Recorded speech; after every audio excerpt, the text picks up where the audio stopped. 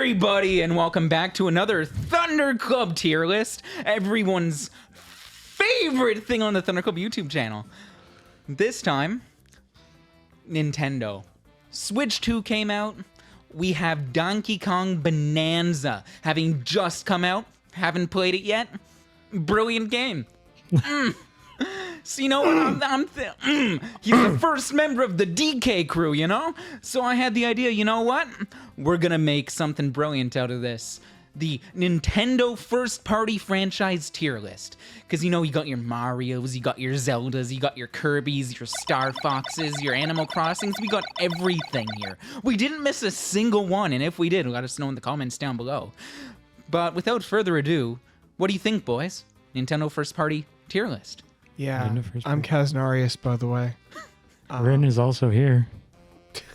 No, we don't need to introduce people. I'm the nameless guest, and I'm going to be a lot more low energy than let's- that. And before we start, make sure to smash that like button and hit that bell. You know, Look, it's good to stay high energy. Let's just bring it a notch down. Is all we I'm were at a saying. 12. Let's bring it back to Just, like a just like an 8, a solid 7, maybe. Mario. Mario. We're starting off with the big kahuna himself. Yeah. The big paisano, if you will. You know, when's the last time you've played a bad mainline Mario game? Well, I didn't play the one where he turned into an elephant, so I don't really know. You know, I forgot that game came out until God, literally right now. Very I strange. loved Odyssey, though. Any of the 3D Mario games, brilliant. Our actual like top shit. Like, Yeah, I we will are say actually, like, there's a discrepancy in Mario in terms of like the 2D and 3D. Like they're both good. It definitely deserves to be, you know, it's at least A, maybe S. It is at least in those upper two. I am a bigger fan of like the 3Ds compared to the 2Ds. I'm not the biggest 2D Mario guy. And there is kind of a discrepancy there where there's effectively like two franchises in this one because they are pretty different a lot of the time. There are some like 3D Marios that are very based around 2D-esque stuff like 3D Mario World or whatever. but there are also some 3D Marios that are just very based, like in general. Yeah. Yeah, I think like the name Gez was saying, you have that split a little bit because like there was a while where Mario was almost being advertised as like there's the new Super Mario Brothers games and then there's the 3D Mario games. It was Super Mario 3D World or Odyssey or what have you. They kind of both exist at the same time, going all the way back to like Galaxy and stuff. So I think like Mario ends up being, I think Mario has to sort of be like the bar to meet for other series. I don't think like while all the games are good, you're going to have that divide. I don't think it can be S tier, but I think it can still make it on there somewhere high. It can't, I don't think it would be in anything below a B. I think it would be an A, probably personally. I would definitely say the Super Mario franchise as a whole does belong in the A tier. There is room for improvement, and it is pretty formulaic apart from, you know, modernizing 3D Mario. Like, get to the end of the stage, hit the flagpole, right? Well, Mario But, is... like, mechanically, it has always been pretty great. Yeah, Mario's like the vanilla ice cream of the gaming world. Like, I think everyone to an extent can like Mario, but he doesn't have any extra spice generally. Even though in a lot of ways Mario ended up defining eras of 2D or ushering in a popular era of 2D and 3D platforming, literally basically creating a genre in 3D platforming, I think because of that, he still ends up being somewhat plain compared to his contemporaries. Did he not also create the 2D platform? No, there were definitely other 2D platformers before Mario. Okay. But did he create the 3D platformer? Okay, there were 3D games before that. However, the 3D platformer as we know it today comes from Super Mario 64. Everything that followed Mario 64 was trying to reach what Mario 64 did. As you go through the 90s, you see so much influence of what Super Mario 64 did compared to like Crash 1 was. I mean, Crash 1 came out after, but like Jumping Flash was out by this point.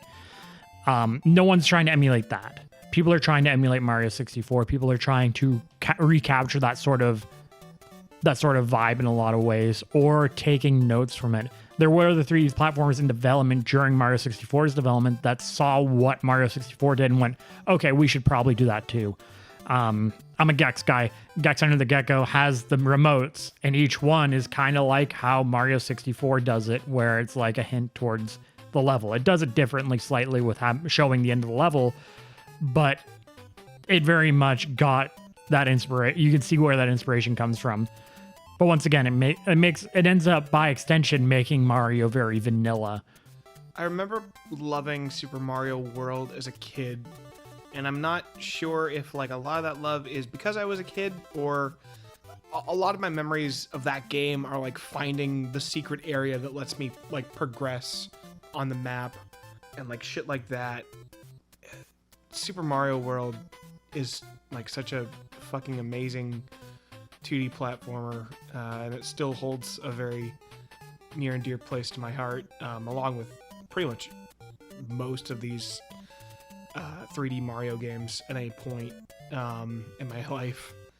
Odyssey, amazing direction for the series to go in, but I feel like even though I can say that something like a 3D world is good, there is something so safe about it. Yeah, there was like a certain is- era where Mario played it very safe. Like, I think they kind of shied away from a lot of stuff because they had an era of experimentation with Mario Sunshine, especially, and then like the Galaxy games do have some experimentation going on with the Yeah. planets and stuff and the gravity. I think after they got done with Galaxy 2, they really wanted to play it safe for a while, and it ended up affecting the games through basically the 3DS and Wii U kind of era. Yeah. But yeah, I think I'd agree with A. A A- seems pretty reasonable A. for a Mario. Now, on to Kirby. I fucking love Kirby's Adventure for the NES. I think it might actually be my favorite NES game, like in general. Yeah. In terms of like not just what it does for graphics, but like the color of it, the presentation of it, the animation, how animated all these colors and these characters and sprites are. I think that game is like, I don't know. To me, it's like the perfect NES game. This might be a hot take, but like,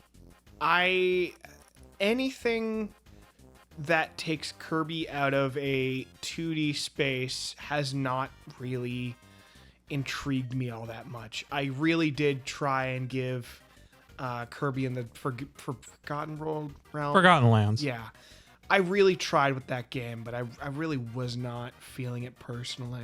So I would say my personal ranking here would probably be B for Kirby as a whole. Forgotten Lands, I think, was really good. I think it's pretty much a perfect translation of like pretty standard Kirby gameplay to 3D. Like, it does that very, very well. The biggest issue with Kirby as a franchise is it has a lot of very weird experimental games in it that are not necessarily great. You know, Kirby has like a bunch of weird stuff to it, like Mass Attack and Canvas Curse. And Canvas Curse is the one where you like, he's a ball and you like you draw. Gotta draw rails I'm just with trying to a make- stylus. Yeah. I think Squeak Squad has some weird stuff to it. I never played that one. So like Kirby has a lot of epic yarn. Yo, and what about Tilt and Tumble? Tilt and Tumble. That's another one. That one's a funny one. It's great. Dream Course? Was that what the name of it? Playing Tilt and Tumble on a Game Boy SP is awful because it's upside down. Playing you don't Tilt play and Tumble Tilt and on Tumble a on Game the- Boy Player, on the other hand. There you go. So like Kirby just has like a lot of weird variety, and thus it's not always like super solid. I think, you know, core Kirby is pretty solid, but it is also like too easy sometimes. Like, Yeah. I know that like in various ones there are like challenge modes that get like really hard. Star Allies or something like that had some like ridiculous stuff in it. I forget exactly. I think that can hurt Kirby a bit. Like, they're fun, but you never feel like super engaged. And then there's just some weird, potentially weak entries if you don't like its like gimmick.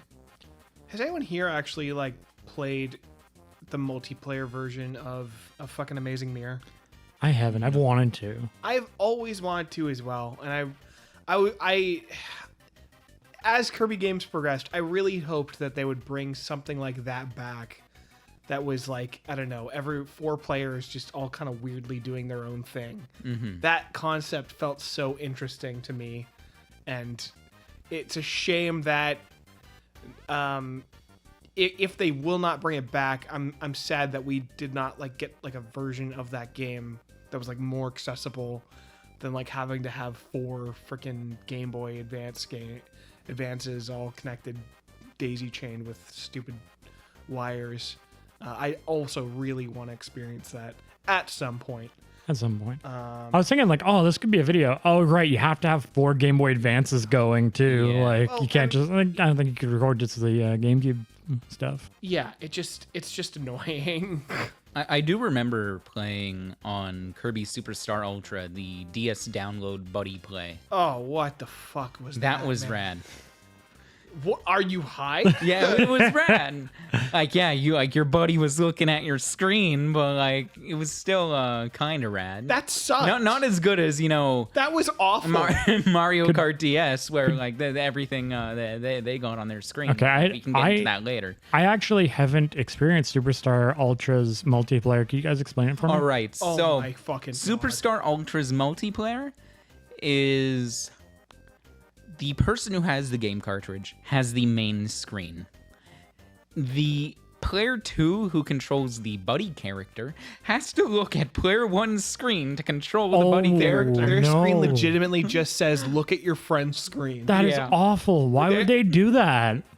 It's not like the DS can't fucking. It was perfectly capable of it Yes. because Mario Kart DS allowed you to play as, yes, only one character being the shy guy, So- but you had everything on your own screen. I also want to I also want to say that Mario Party rather, let everyone basically just play all of Mario Party without limitations. So I want all of you to remember Sliv's take on how cool it was to play download play. And just his opinion on games in general based off of that for the rest of this tier list. Just keep that in the back of Keep your that mind. in mind. So, I mean, again, I would say Kirby B. Does Yeah, anyone I- disagree? I don't disagree, no. I'll say like Kirby is definitely a solid B. Okay, so I'll say like the highs are higher for Kirby than Mario, but the lows are lower, so that is a good spot for it. yeah, I was gonna put my finishing thought on it was that I think with Mario, you put in a random Mario game, you're more likely to get like a more consistent and good experience. I do personally feel that Kirby is more charming, and like I like its gimmick, and I like the best Kirby games I do like more than a lot of Mario games, but I think Mario is just a more consistent experience. Sure. Okay, on to the next first-party Nintendo series, Gardevoir. Yeah. God, I figured I'd have the best one to. Why did you choose Gardevoir for? Just use Pikachu. Did anyone mascot? did Does anyone anyone here not know what we're talking about when we have a Gardevoir no, on no. screen? did anyone here buy the 5-foot tall realistic Gardevoir plush? Yeah, I I'm hate that I have broke as Gardevoir hell. on screen right now. Okay, Pokemon. Pokemon. Pokemon's trash, F tier. We go No, to no, D. I honestly don't have that take. It's just I'm bad at Pokemon, so I'm Correct. kind of jaded. But a lot of the Pokemon stories, they're fantastic. I really loved Sorry, continue. Kaz. What problem do you have with some of the stories? A lot of the stories They in the suck. I don't know, like They are so bare bones and like the most child-friendly cookie cutter. Like you just go here and help people, and the problem is magically solved. Like you can do no wrong. Hero's journey stories.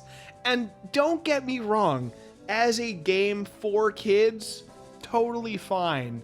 But like, in terms of like being a good story, I'm gonna need like a little more. Like, I don't know, something like what Black and White was like reaching for, with like a character that was actually kind of like debating whether or not these things should be in their balls or not, and then the conclusion to that being kind of stupid. Actually, they like being in their balls, whatever. I think story is probably the least of what I'm interested in for a Pokemon game, but I'm gonna let you finish. no, go on. You asked for my opinion on their stories. I think they are the least appetizing part of a Pokemon game, other than probably the graphics if I cared about them. I think the big thing with Pokemon is the highs are S tier.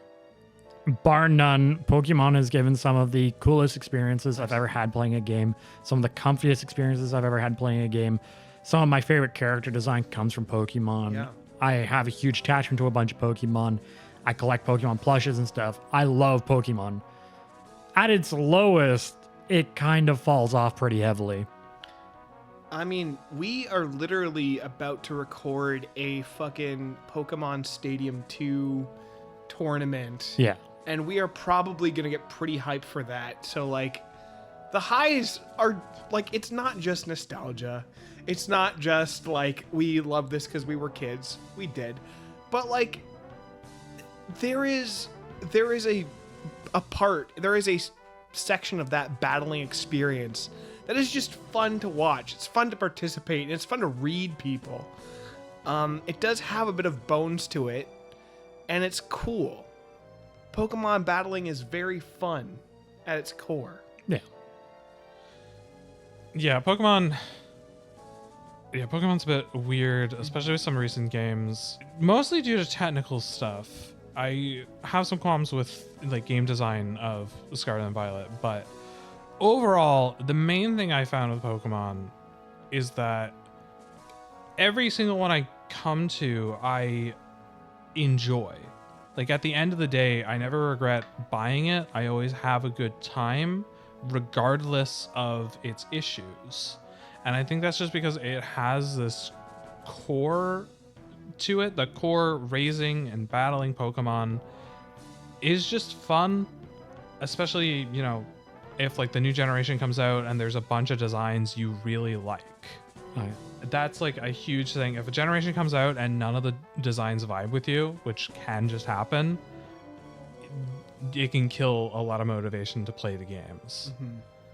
And it's a hard one because, again, I think some of them are, I agree with some of them are great, and there are some like heavy lows to this franchise.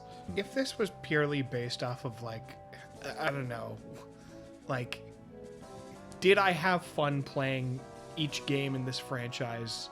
This might be an S for me, but I feel like that is really dodging the main issues of what these games are, and just the fact that with every generation it feels like we are somehow getting less when we should be getting more. Yeah, I have a very interesting relationship with the current, as of the time of recording, newest generation, which was Scarlet Violet, because they are a technical dumpster fire. Some of the most fun I've had playing Pokemon in a very long time. Technically a mess, and I'd argue that the story ends up cutting off a little bit abruptly to make room for DLC. And that's a bit of a shame, because I think like the soul is still there. Yeah. And I think that's like something that can't be said for a lot of series after so many years, is that like you still have that, and it's, like you said, it's not just nostalgia. There is that soul that's still underneath it all, even with all the kind of modern crap that people sadly have to deal with. I want to note that in our video where the Pork Chopper ranked our favorite Pokemon, 3 of his S tiers were from the current gen. Yeah. It was Great Tusk and the 2 and Ceruledge and Armarouge. Like, they still know how to make cool Pokemon designs. They still have that spark in a way. But now we have to rank it. Well, don't forget to take into account any other property within Pokemon. Oh, hell yeah, Stuff. Pokemon Pinball Boys! Pokemon- We gotta talk about you Pokemon, got Pokemon Cafe or whatever the Pinball, fuck. you Who got cares, fucking man? Magikarp Flip, but you also got great stuff like Pokemon Coliseum and XD Gale of Darkness. Well, listen. You have shit like Battle Revolution, but then you also have Kino like Pokemon Conquest and Pokemon Ranger and Pokemon Mystery Dungeon and all the fun but- we've evidently had Listen. with Pokemon Stadium. Listen, if we like get- it isn't just like mainline Pokemon. Well, it and, like, fucking Nintendo should does. be. No, No, listen. If we get into the weeds with every fucking mainline, like, offshoot of mainline Pokemon games, we might as well get into like fucking Mario is Missing and Hotel Mario for Mario. We should have, honestly. That was a in a- mistake in a on our way. part. Like I feel like if it's not a But main, like it's Pokemon as like you get what I'm saying. Okay. Pokemon Puzzle So- League. So, what I'll say when it comes to that is that something like Coliseum and Coliseum XD, Gale of Darkness. Gale of Darkness, those are still very yeah. much like fundamental Pokemon. Yes. Like they play a lot like there's a twist to it, but it is still largely Pokemon. So like we've already basically talked about them in a sense. Mystery Dungeon is basically a Pokemon themed skin of a different game. Yes. Because there are other Mystery Dungeon games. So they are Pokemon, obviously they are because there's Pokemon in it, but it's not like the same thing. That's almost basically like a separate little franchise thing. Right. And there's a lot of stuff like that for Pokemon, like Pokemon Pinball or Pokemon Puzzle League. Puzzle League, or there's probably some Pokemon themed Tetris thing. Like, Pokemon Puzzle League. Puzzle League. yeah. Wait, is that Tetris? I thought that Not was something Tetris. else. It's more Pretty like much. Oh, I'm thinking. Sorry, I was thinking of the TCG one, the card one. Yeah. While those are somewhat important to look at, they're also like weird blendings of just applying Pokemon to other stuff a lot of the time. So I would prefer to just stick with like very core Pokemon for the most part. And even then, in recent times, Pokemon is branching out even within its main line in like Legends stuff. I don't really consider it Legends mainline, but they call it. So I don't know. I think just so that we can move on, because there's a lot. Yeah. Because like on like a personal enjoyment level, I put it at S tier, but I know it has a lot of issues. I would put Pokemon at A, because just if you ask me, do I want to play Pokemon or do I want to play Kirby, I would play Pokemon because I do really love it and I think it's fun. That's my personal thing. I don't know if you guys agree or not. It's currently flawed. It will probably continue to be flawed, but its guts are like S tier for me, I think. Yeah, I'd put it in A tier as well. I'm okay with that. A tier sounds more than good. All right, so we have the Wii Fit franchise. We fit clearly an S tier. Yeah. Does anyone have anything to actually say about Wii Fit? Call No. me a fat fuck once. So S tier. So S tier. You make some arguments, pal. That fuck. Balance Shout board never worked. out to all those poor Wii Fit balance boards lining the shelves at Value Village and other thrift stores across North America and beyond. Pour one out, homies. Pour one out for the Wii Fit balance. Unnamed board. guest, do you have anything to say about Wii Fit? Not really. I would put it pretty low, mostly because I just don't think it's like a fun game. That's because it's not That's really. true. It's not a like game. it's barely supposed to be a game. It's supposed to like gamify fitness. Yeah. But the most fun parts about Wii Fit were like the balance games, and the balance games are not really like doing a lot of workout. No. Like I think if you wanted, I don't know, a game that's also for fitness, probably I don't know what's it called, Ring Ring Fit Fit. is probably a lot. Does better. Ring Fit count in the Wii Fit franchise? It is technically Is it its technically- own thing. Is it? But like Because it has like the word fit in it, right? Because it was Wii Fit U, and then like I guess Ring Fit would be it's the Fit franchise.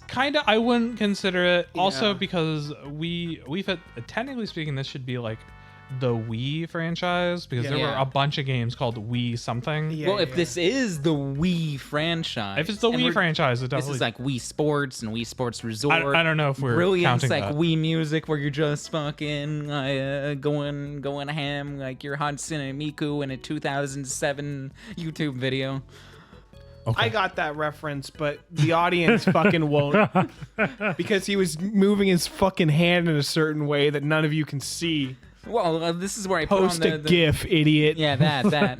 So if we're just talking about D tier? if it's just Wii Fit, I would put it in D tier. If Yeah. it was like the whole like Wii franchise, like Wii Sports Resort, Wii Play, and stuff like that, it would go at least C. Yeah, I'd say it's a solid C if it's the Wii Sure. franchise. I don't think I threw Wii Sports on here, so. Let's call it the Wii franchise because there were Why a bunch of not? those. Yeah, and Wii Music honestly just bumps it up one on its own. This is Advance Wars. I Yes. actually was For the Googling record, this. it was. It does. Sorry, continue. I was Googling this ahead of time. Well, ahead of time after seeing Advance Wars on here to make sure it was actually a first party because I wasn't 100% sure. Yeah. It is.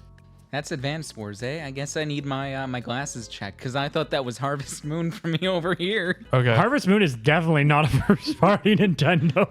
The Yeah. more you know. So, Rin, the only reason this is really there because we think you've played it. Have you played Advance War? I have played Advance Wars. It's Does- pretty good. It is a whole series of games. It isn't just one game. Yeah, I know. I don't know where I would necessarily put it though, because it is a fairly niche series, I would feel. It's fun, but I don't know necessarily if and I think it's cool. Is it more fun than Kirby? That's the question, is it? Because it's more fun than Wii Fit, But yeah.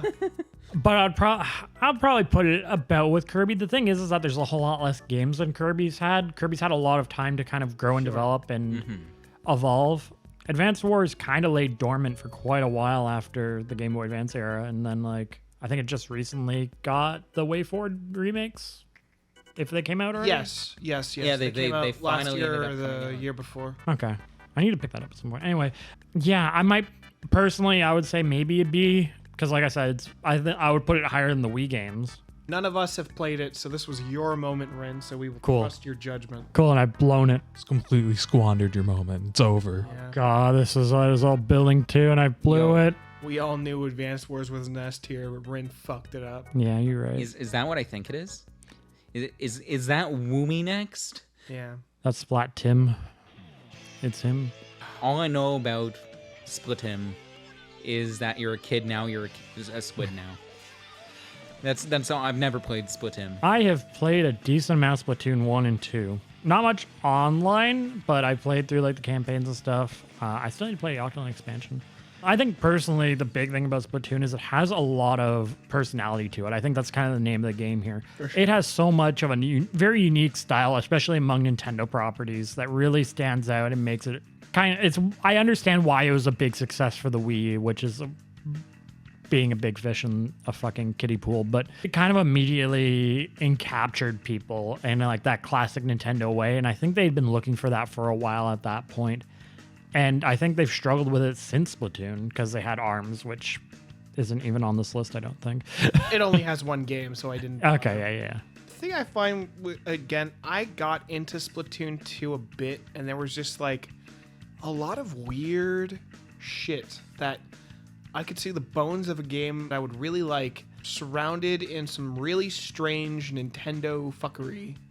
Like how the Horde mode you could only play during certain hours of the day. Yeah.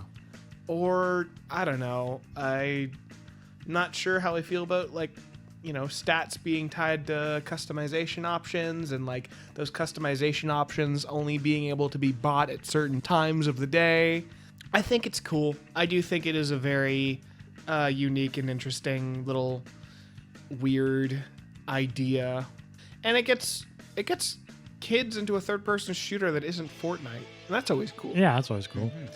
I don't know how Splatty 3 is. I've heard it's good. Yeah, And, I know people got really into it. Shit's selling. So that said, I never really loved Splatoon, but I get the appeal and I think it is a really cool game. I also have to say, in terms of Nintendo franchises, probably in the top 5 for character designs, I would say.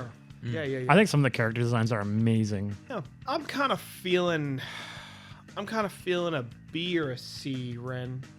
I'm at about a B for it. All right, we'll do B. This is the fucking Nintendo. Oh yeah, Nintendogs. So fun story. I had the Nintendogs skin for my DS, and I did not own Nintendogs. Nice. Very cool. Yeah, I was such a cool kid. It was baby blue, coolest kid in school, right, Sliv? Oh yeah, 10 out of 10. Very cool. Very cool kid. Nintendogs sucks, okay? If your parents got you Nintendogs instead of an actual pet, they didn't love you. And you're a loser.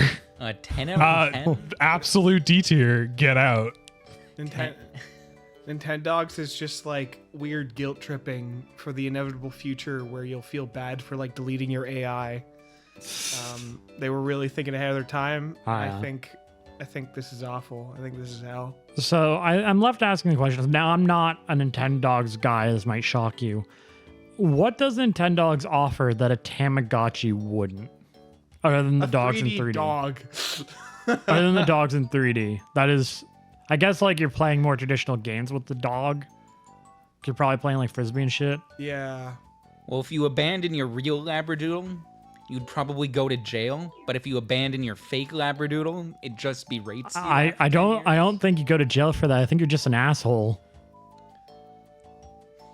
No response to that. Let it hang. Let it hang. I had this game and played it a bunch as a kid, and then I stopped and never came back.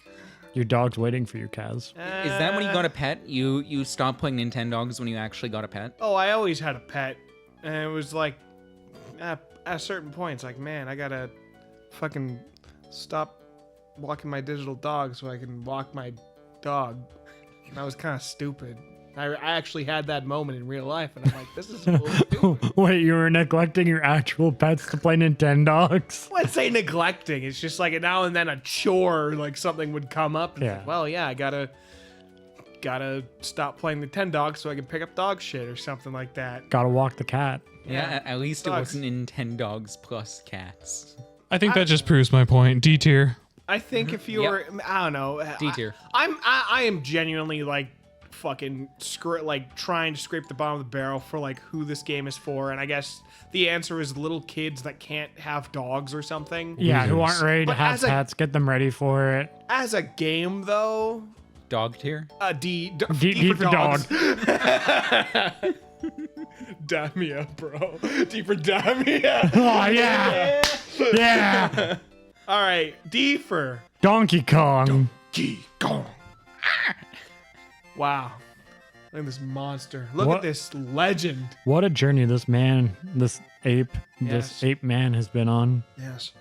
This video will come out like literally Like 2 weeks. after Bonanza, right? I believe Yeah. so, yeah. Okay, so just so everyone knows that going in, none of us have played Bonanza, Yeah, we and haven't it's played not Oh, yeah, I counted. opened with that. I know, but Just a I reminder. I know, reminder. but we're scrapping the opening. It was shit. Okay. So Donkey Kong is probably the first of these that becomes very interesting because, well, Mario, it has a similar vibe to it, but Donkey Kong has been extremely different depending on the era you are experiencing Donkey Kong in. Very true. He's had great outings in each of those eras, I'd say, but they've all been very different from one another. Because you had the like arcade NES era with the Donkey Kong throwing barrels. You had the rare Donkey Kong in the 90s with the 2D platformers, then going to 3D platformers. Early 2000s, you had fucking like freaking Banana Blitz and Yeah. Barrel Blast or whatever. We had Donkey Kong 64, the 202nd banana as well. Donkey Konga, of course. Donkey Konga, yeah. And then they kind of jumped back to the 2D with Returns, and I think they kind of got stuck there for a while going into the Bonanza. Well, the thing is, like, didn't Tropical Freeze come out for... Wii U. Yeah, it was like early Wii U. Yeah. And then we just sat on that for over a decade. Yep. Yeah, we sat on Tropical Freeze and reruns of Tropical Freeze. No, And- not just that, but Donkey Kong Country Returns because Yeah, they released that on the 3DS, and I believe they released the 3DS version on the Wii U or something, or on the Switch. Yeah, The they just Switch. did. And it's really weird. Yeah, it's really weird that they went that direction. I guess because I think the 3DS version had extra content. I don't know. I think this man is Nintendo Jesus. This ape is Nintendo Jesus. I think all these games are fucking bangers. I'm gonna be straight with you. Like Dude, all the music. the music, Music. the fucking, just how those fucking sprites looked on the SNES, and how amazing that would have looked at the time, and how amazing it still looks today. To be honest, Donkey Kong 64 is a fucking banger of a game, even if it's really annoying and you backtrack a lot. And the way I obtained my cartridge is the worst way possible. The worst thing a human being could do to another human being. Dude, like 64 wouldn't even be that bad if you could barrel switch anywhere. Sure. But you can't, so it's pain. It is pain. But It's suffering. I don't know. Just another point for Genshin Impact, you know? Yeah. Where we put Genshin on this tier list? I'm thinking Genshin, my S favorite tier. Nintendo game. I think this guy is high A to S, to be honest with you. Has Donkey Kong ever had a bad game? I'm like Barrel Blitz. Some of the the NES games are a little bit hit or miss because you have like Donkey Kong Jr. and then like Donkey Kong Jr. Math. Oh, sure. DK Jr. man. But, I mean, you could say the same thing about Mario Bros. For the NES or Yeah. fucking... Yeah, you start to get into like Mario teaches typing kind of territory where Exactly. like at what point do you cut it off? I still think Donkey Kong Jr. is an alright game. Yeah. I like I don't think like Donkey Kong's ever had an outright miss, and I think like the closest thing to it is a game where the issue is that it's too goddamn long, more Yeah. than any technical issue. Yeah. I think like anyone can play any of the Donkey Kong games. Country's pretty challenging, but Oh, the countries are always, like, crazy. yeah, They always ramp the fuck up in difficulty, but, like, they're still fun. they're just fun. Yeah. So is this first S, boys? I think this is first S. I mean, I would personally put it A, but I'm just not a huge Donkey Kong guy. I liked 64, but I've never truly cared for any of the countries. That's fun. Nameless guest. What if I told you that DK Bonanza is gonna be Game of the Year at the Game Awards this year? I mean, DK Bonanza one. looks good, but that's just because it looks like Donkey Kong Odyssey. Like, it just looks like Mario Odyssey, but with, like, DK theme stuff. Which is fine, because I liked Mario Odyssey. We'll see, and that's not in contention for this list at all. Also, not my Kong. Yeah. Ooh, yeah, let's not think about that new design. All right, I don't hear a good argument for this to not be S tier. King of Okay. the jungle and king of the tier list. King of my heart. Here's one that's gonna mix. Sorry, I'm just a little confused. This next one is Star Fox. Star Fox only has one game. Why is it Yeah. on this list? Yeah, I was about to that's say, true. this one's gonna be a challenging one because Star Fox has been chasing Star Fox 64 since Star Fox 64 came out. And Star Fox 64, I believe, was just basically a remake of Star Fox. I gotta tell you, as a huge fan of Star Fox 64, it is like pain to attempt to try to go back to those SNES games and play them. Star Fox runs so fucking badly. It is like it's an actual horror show to attempt to run on that game. And Star Fox 2, while having like technically not releasing or whatever the fuck, and having a lot of really cool ideas, also runs fucking horribly. So those games, I'm gonna say generally for me, misses, even if I think they're really cool for what they did, and I think it was like the Mega something, yeah, special chip or some shit. Super FX chip. There you go. I think they're cool to look at and see like, wow, that's running on the SNES. But past the gimmicks, I just think they're not great games.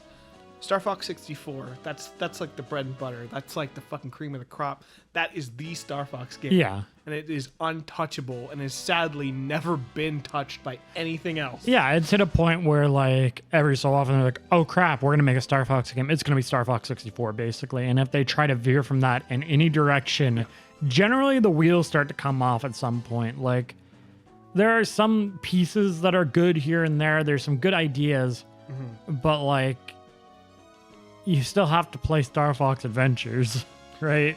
Yeah. Or God forbid, Star Fox Zero. And like just the greatness of Star Fox 64, like the level design is just so snappy, it's so clean. You want to do those multiple runs. It feels good to go and see your name on the high score and do a little bit better or take a different route. Like it's probably my most replayed game. I will defend Star Fox fucking Command till my dying day. I think that is a really flawed but still kind of fun game, even if it's a little weird. And I don't hate Star Fox Adventures. I feel like you have something to say about that. I mean, I don't hate Star Fox Adventures either. It's a weird game that has a lot of issues, but I kind of like it. It's kind of fun. It's weird, and it's like a bad Zelda game, sorta, is the best way to describe it. Yeah, I believe the issue with Adventures in particular is that it literally wasn't supposed to be a Star Fox game originally. It was originally going to be another game. Yeah. You know, one thing I'm thinking while doing this, while talking about Star Fox, is that Star Fox 64 is, is this very short game with like multiple paths and stuff. Star Fox could easily translate to like a roguelike game. Oh yeah. Oh yeah. Like a very short runs, and like in between runs you would like upgrade the R-Wing, and there'd be different paths, and they'd be randomized to a point, but you would always have like potential paths and there would probably be some level of set levels. I'm not entirely sure how it works, but I think that could work really well. For sure. And I would be very interested in seeing that. That will never happen because I don't even know when the next Star Fox game is. When was the last Star Fox game we had? Was that Zero? There's Zero. Yeah, which was a kind of a failure. I never played it enough to truly understand what was wrong with it. So the unfortunate part about this is that while I think 64 is very good, like it's great, and it has some other games that I do find fun, like Adventure and Command, I don't know, I can't put a franchise like super high up for having like a good game. Exactly. Yeah. But that is a good game and I do like it. So C for me?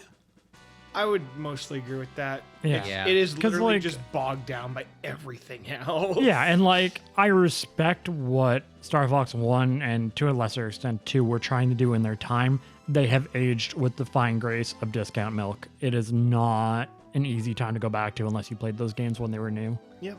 Assault was that game. okay too, right, guys? Oh, but completely forgot about Assault. Assault is fine. Assault had the R-Wing sections. Yeah. When, Pretty cool. when in the R-Wing, Assault is pretty fun. Some of the ground segments can be a little fun, but they are weaker than the R-Wing sections. See it goes. There we go. All It's right, better this than is we. 2D Metroids. Okay, yeah. Yeah, the Metroid Prime is later in the Yes. list. Yeah. S, just straight. I think Yeah, I could agree with that. Oh, Yeah, I I'm have having no a hard problem with time that. disagreeing with that. I put it above Donkey Kong. Like it should be pretty top of S. Yeah, I played through all of them a couple of years back, and I couldn't stop. Like, Well, the big thing to note here is Mario creates genres. Super Metroid had so much power that it didn't help create a subgenre.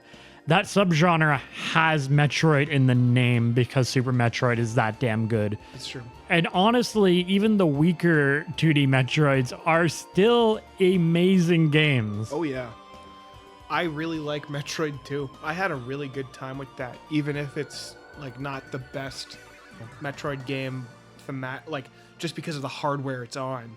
I really am struggling to think of a bad one. Yeah, and even those like the weaker Metroid games really are like Metroid 1 and 2, and they're like heavily limited by like hardware and stuff. And are made better from remakes. And yeah, like Zero Mission basically kind of invalidates Metroid 1 in a lot of ways. There's almost like no reason to really play Metroid 1 when Zero Mission exists outside of, to play Metroid 1 because you want to get that initial experience. And Metroid 2 has the Samus Returns, which I have played and is good. I never finished that one. Metroid games aren't that long, so that's weird. But I really should go back to it. Damn the 3DS. But yeah, no, I don't know. It's S tier. I don't really have much more to say. It's Metroid. Yeah, I agree no, with and that. like the things it did for gaming at the time, like the first Metroid game, like some little like 12-year-old boy got his mind fucking blown when he saw that that Metroid was a girl. and Zelda, what if Zelda was a girl? And I don't know where I'm going with this joke. It's Don't. Samus. Just send it to the top of Yeah, S tier. Metroid S. Top of S tier. Put it in front of S Donkey Kong. for Samus. Whoa! F-Zero. F tier. I absolutely could not tell what the heck that image It was. is Captain Falcon doing a Falcon Punch, I think. When was the last F-Zero game? Other than 99? So here's does 99 here's actually the count? thing. F-Zero is suffering from success because they released F-Zero GX on like GameCube and arcades, and they realized they could never top that shit. Pretty much. And I would say F-Zero is incredible, minus the fact we haven't gotten a game in like what, over 20 years. Yeah. Because the original F-Zero is awesome on the SNES. Yep. F-Zero 64 is insane. F-Zero GX is amazing. There's, I think, like a Game Boy Advance F-Zero. I'm sure it's pretty sick too. I will say my only complaint with F-Zero on the SNES is it just doesn't have multiplayer, Yeah. which feels wrong. Yeah, it does feel strange. But again, I obviously it has constraints, so I could see that cutting away from the frame rate, and that's probably why. F-Zero, it was a Super Effects game too, no? I mean, you can still have bad performance with Super FX Yeah. going on. No, I mean like with multiplayer, like it was already pushing what it could do. It might be, This- yeah, it might have already been pushing the console a bit, so it makes sense. And I think like they positioned another series on this list to kind of be the multiplayer racing game, and F-Zero would be the single player one back on the SNES. I've really only played the original F-Zero, so I don't know if I have the best opinion on this. And I played a bit of F-Zero 99. It was fun for a day or two. If I even consider that part of the series. I'm really scraping the bottom of the barrel because there's only 4 games, but I think it ends up like, I don't think it can go higher than a B. I think it's a solid B just because like the games are amazing, but they aren't doing anything with the series and have been so long. So it becomes tricky to like, I guess like push it higher, even though like individually some of the games or all the games might be higher in like quality than say a lot of the Mario games or something like that. It's also you're limited to people who are into the racing genre, and I think Yeah. that is a little bit more limited than like a 2D platformer. can we all agree that the ending to F-Zero GP Hero is S tier all on its own? Oh yeah, And just throw it in B or something. yeah, end up being good. F-Zero GX, look up like task speedruns of those races because they are hilarious. They finish those races in like 5 seconds and they are not even on the course like 90% of the time. It is so stupid. It's awesome. Paper Mario, a series of highs and lows, and the highs are all at the very start for like 2 games, and then it all kind of starts to go downhill pretty quickly afterwards. Yeah, Paper Mario is weird because it really feels like it's 2 franchises that share the same name. Yeah. Because there's the first 2 games, which are like S tier games. I think Paper Mario and Thousand Year Door are the absolute best. If those are the only 2 games, those are the only 2 games on the franchise, this would be S tier without a doubt in my mind. Super Paper Mario is actually an A tier. I think it's really good. I think it's a good game. It's weird and it's not what I wanted, but it's good. The rest are kind of dog shit. Yeah, it kind of falls in a couple flights of stairs after that. And it's like a very different franchise at that point. They do not play really, despite the fact that they're turn-based combat, they are very dissimilar and not that fun. It is weird, and that makes it hard to place this. Yeah, it's really challenging because like Thousand Year Door is one of my favorite games of all time, and that's something coming from someone who's not much of an RPG guy. It is like, in terms of like GameCube games, it's probably in my top 3. I love the original Paper Mario as well. It's one of my favorite N64 games. I don't like Super Paper Mario that much. I don't, and after that, it all goes downhill so fast. Tumbling down, tumbling down. Like, is there a human being alive that is like, oh yeah, you know what? Actually, you should give Sticker Char a shot. You know what I'm saying? Yeah, but have you tried Origami King? I've actually had a lot of people try to get me to play Origami King. I don't feel like it. So the main thing I've heard about Origami King is that it is pretty fun. Like it is like a good game. It's not what people want from Paper Mario, like at all. But Origami King is, they've kind of like taken that Sticker Star-esque stuff and actually made it fun, right? So it's improving in its style. It's not what I want, but it is improving. They did release that Thousand Year Door remake. Yes. Well, I don't actually know how well that did. It's a remake, so maybe not well at all. Some of those do not do well. So we'll see. Because like Origami King, I've heard like got better, and it is improving, and those first 2 games are like absolutely amazing. I would say A, not S, because it's dragged down by everything else. But they just don't feel like the same series at all. That I would say A, because it's getting better, allegedly. I haven't played Origami King yet. I should at some point, just as a test. Yeah, I'd personally put it more B just because like those first two games S tier, and then it's those lows are, even if it's getting better, those lows are so low that it's very hard to recover from, I think. Truthfully, I've never actually beaten a Paper Mario game. I've gotten really far in them, but never beat them. Whoa. I've only played the good ones. Cringe. Very cringe. Since no one here can actually speak to whether or not Origami King is good, I feel like even though my opinion is invalid, B seems reasonable. I've never played Paper Mario. Please forgive All right, me. let's fix this. Sliv, I want your fucking slutty opinion on Luigi's Mansion. Ooh, Slimy, Luigi's Man. slutty opinion. Gives up. I love sucking and blowing.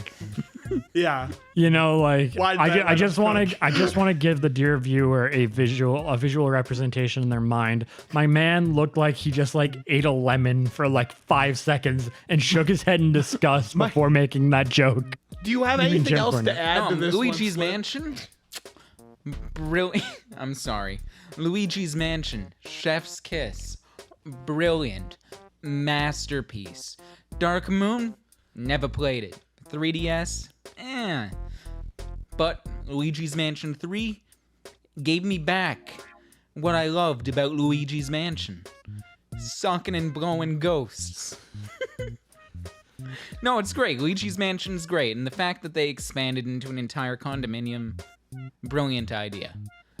It's a hotel. So what we're It's Hotel saying is, Luigi. yeah, Hotel this is Luigi, a yeah. spiritual successor to Hotel Mario. Yeah. Um, And you know, after the sucking and blowing, you get a Oh my God. Luigi. I'll show myself Just out. gonna I need to readjust do- after that one. yeah. So I mainly played the first Luigi's Mansion. I first off think it's really interesting that they decided to launch the GameCube with Luigi's Mansion of all things, which is such a not playing it safe game. Like Yes. it is not a everyone will love this game. It is almost like baby's first horror game in a lot of ways. Like for not sure. not that it's scary, but like it kind of gives that same sort of vibe without being scary almost. And I think the first game is really fun. I remember like just like as a kid running around the mansion just hitting the Mario button to scream constantly. What do you all do? Yeah. Dude, top 10 things to do at McDonald's. Play Luigi's Scream Mansion. Mario's name. Mario! Sorry. Sorry. Mario! Okay. I don't want to know what the 9 other things to do with McDonald's are. I think I played through the first game and I thought it was really good. I think Luigi's Mansion's a very fun game. I'd call it an A tier game. I don't know about the rest of them though. So I've never played 2, but 3 is a very good game. I would basically the only real issue with 3 is actually that it's almost too big. Like there's a lot of floors and it takes like a long time to get through them all. And it, like by the end you are like, okay, I'm kind of done with this. But like a game having too much of a good thing is like not the worst thing in the world. Sure. And it's still like a very solid, great game.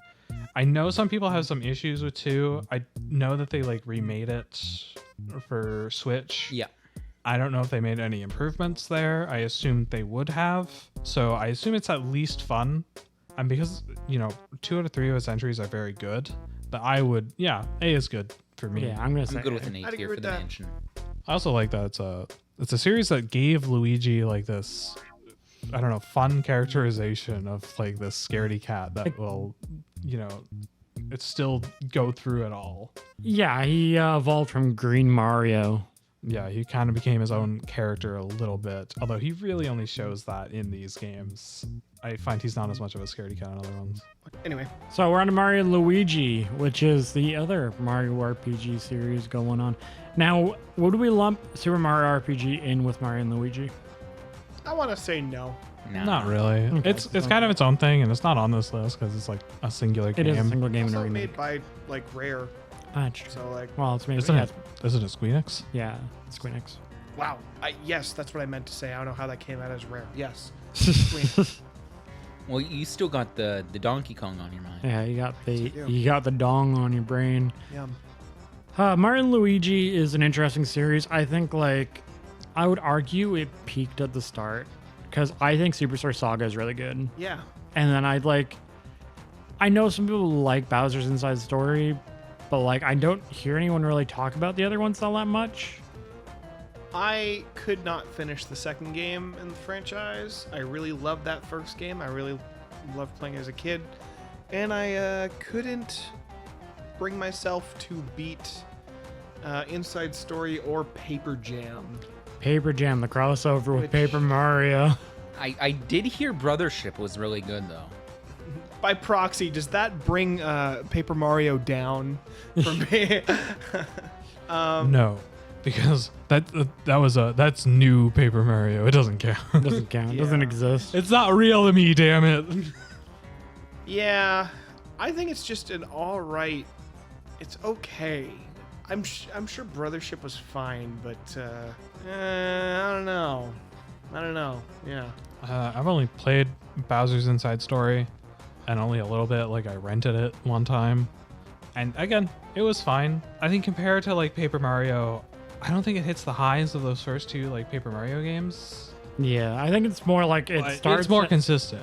yeah, it starts at an A and then like falls to like a B or C throughout. So I would say put it in a B. Yeah, I'm okay with that. Yeah. B, everyone. Yeah. Mario Kart. Here's the thing. I think Mario Kart's a tale of two stories. With friends, it is an S tier pretty much across the board for the most part. On your own, it becomes like a C a lot of the time. Bad. I don't know how much fun you can have grinding out Wi-Fi battles. I tried doing that as a kid, but meh. The answer is a lot. I kind of went hard on Mario Kart 8 Deluxe. I had a lot of fun just grinding out online with that. So where do you put Mario Kart? I'd say Mario Kart as a whole like hasn't really had a bad game. It's had a lot of strong contenders.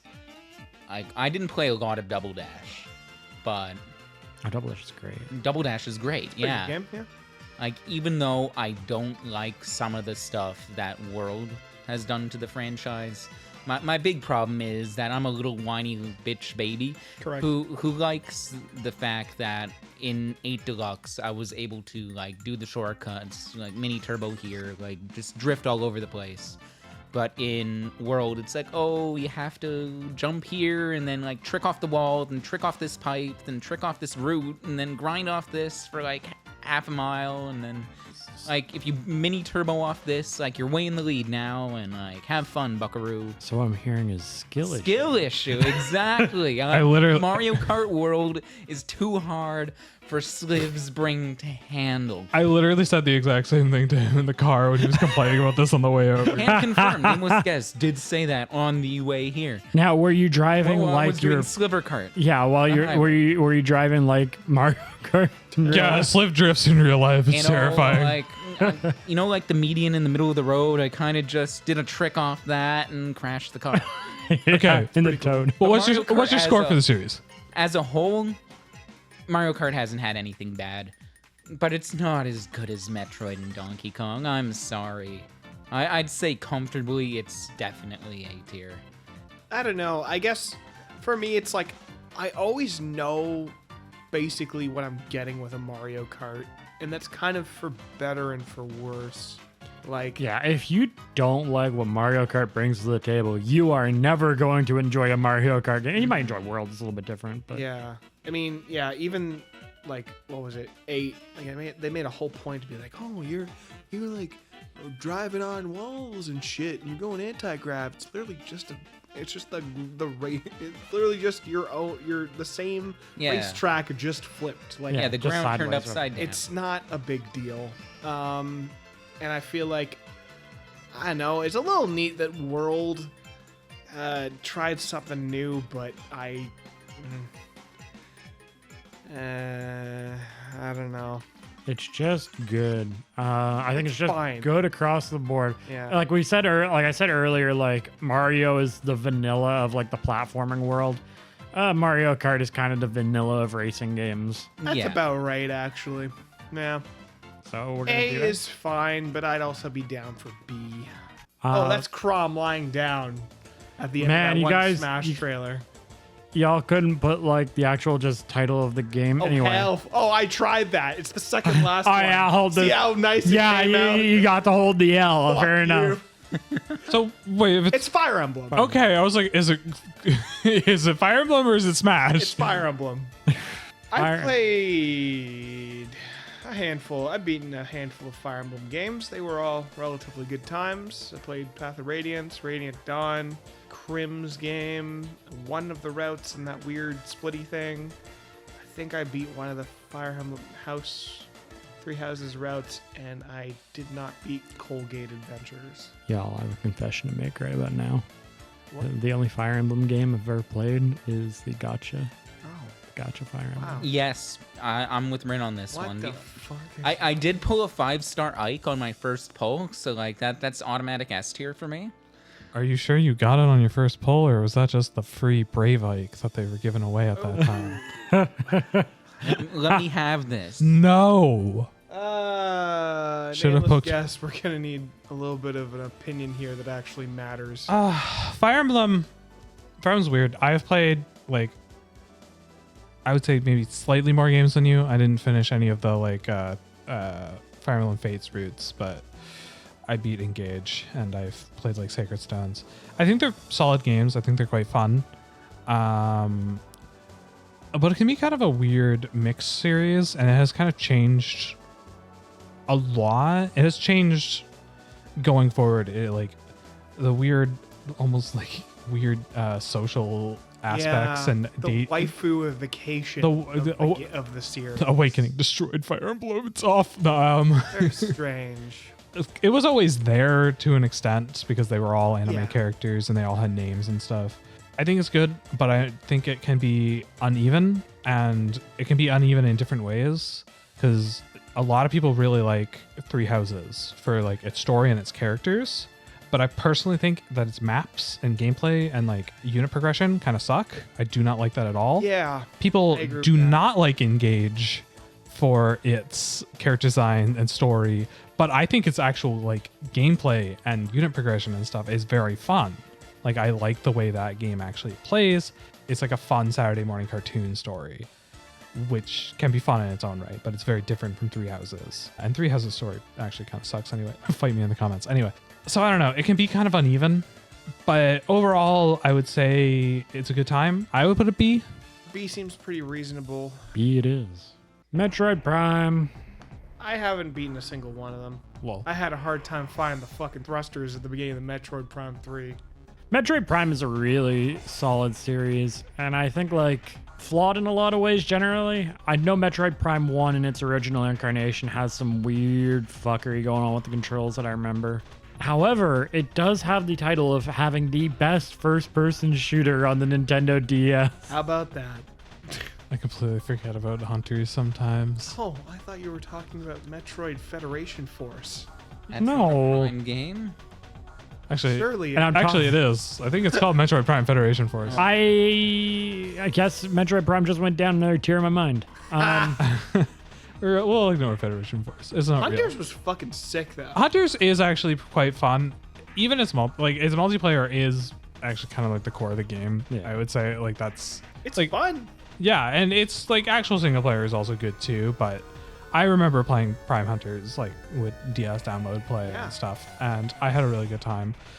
Prime is a very good translation of Metroid into this like 3D first person perspective, and it's good. I've beaten the first one and I've beaten 3. I haven't beaten 2 for various reasons. Basically, I would say it's good. It's good because it's Metroid still. Like it feels very Metroid, but it's not as good as like actual standard Metroid. So Yeah. I would give it an A. Yeah, I can agree with that.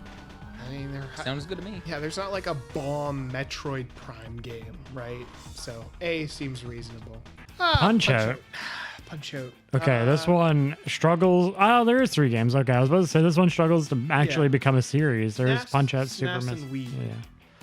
Yeah, but there's no Mike Tyson on the Wii, so like, I don't Is think it- there's Mike Tyson in the SNES, actually. Yeah, It's just Mr. Sandman. give me a dream. Mike Tyson. Anyone else really go hard in these games, or was it just me? I played a lot of original Punch-Out Yeah. with Mike Tyson and with Mr. Dream.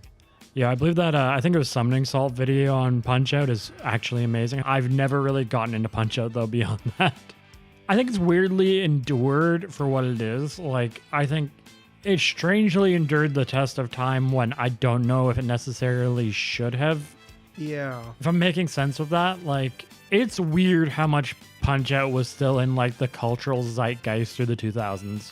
Yeah. For a series that was at the time pretty dead. Mm-hmm. Yeah. You also get into some weird areas with, like, I don't know, the like weird racism of Punch-Out. Like original Punch-Out. Oh, like With the vodka translations. drunkenski instead of. Ah, yeah. And like, I don't know, the Japanese guy saying like something like bonsai, like sushi, like karaoke or some shit like that. Yeah. Very much a product of its times Yeah. in a couple of ways. And, Hasn't like- aged in that way very well. At the very least, I kind of like that it's this weird puzzle, almost puzzle game, like reactionary puzzle game. I think the core of it is like cool, but it's not like. Whenever I've wanted to play Punch Out, it's like, man, like I really want to play Punch Out. It's like, sure, I could play this for a couple hours. I could have fun with this for a little bit.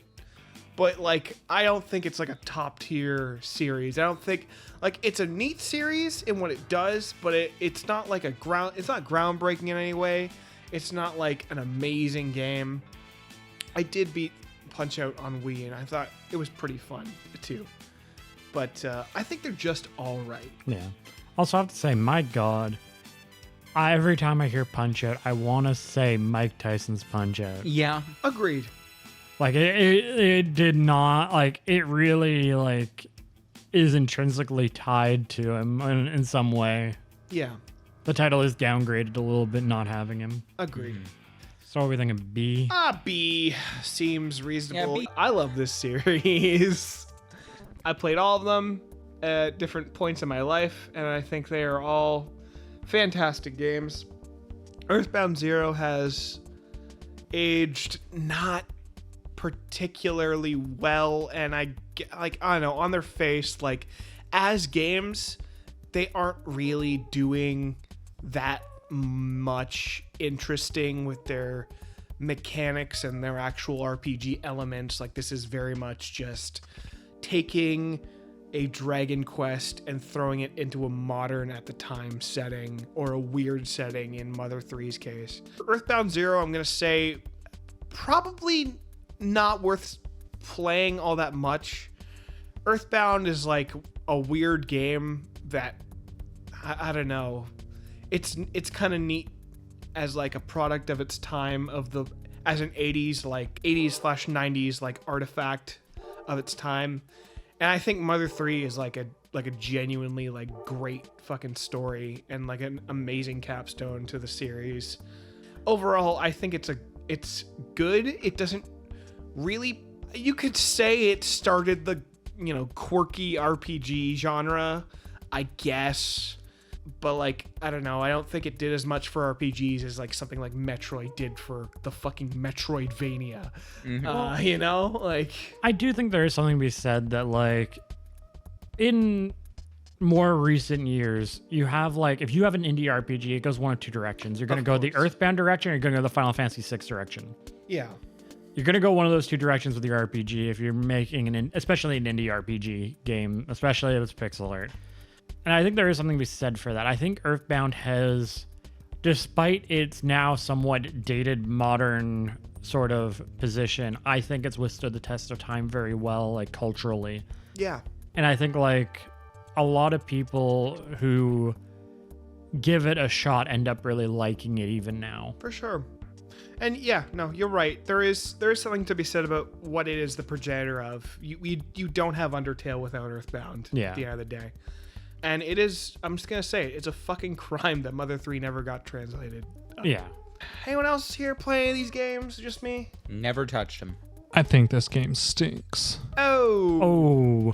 Oh. I'm gonna say A tier. You guys Yeah. can disagree with me. Yeah, I'll say A tier just because of like it had 3 entries, 3 hits. Yeah. Like it didn't have a miss. Like even because like when you look at Earthbound Beginnings, like you have to remember it's a product of its time, and the official translation that's out is a very much mistranslation almost. Like it's not finished to my understanding.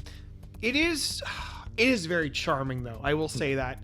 It being a bare bones like 80s Dragon Quest, it is a very charming game. I do like it quite a bit. It's just, yeah, I couldn't recommend it.